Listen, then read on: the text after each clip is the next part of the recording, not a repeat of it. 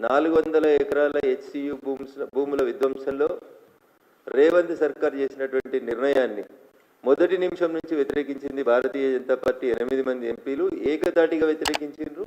దాంట్లో మా 2 మంత్రులు కూడా ఉన్నారు. మా 2 మంత్రులు కూడా భారత ప్రభుత్వంలో భాగస్వాములైనటువంటి సంబంధిత మంత్రుల దగ్గరకు వచ్చి వినతి పత్రాలు ఇచ్చారు. విషయం సీరియస్నెస్ వారి దృష్టికి తీసుకొచ్చిండ్రు. అక్కడ జరుగుతున్నటువంటి ప్రకృతి విధ్వంసాన్ని, పర్యావరణ విధ్వంసాన్ని అరికట్టడానికి భారతీయ జనతా పార్టీ 100% కట్టుబడింది.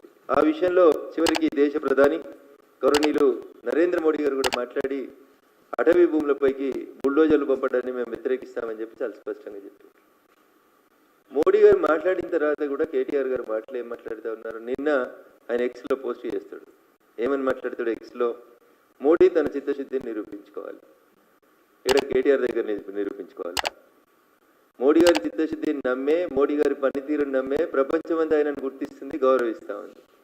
మోడీ గారిని గుర్తించి గౌరవించే తెలంగాణ సమాజం కూడా మీకు 0 ఇచ్చి మాకు 8 సీట్లు ఇచ్చి భారతీయ జనతా పార్టీ ఎంపీలను గెలిపించి కేంద్ర ప్రభుత్వానికి, మోడీ గారి నాయకత్వానికి సమర్థతనిచ్చింది.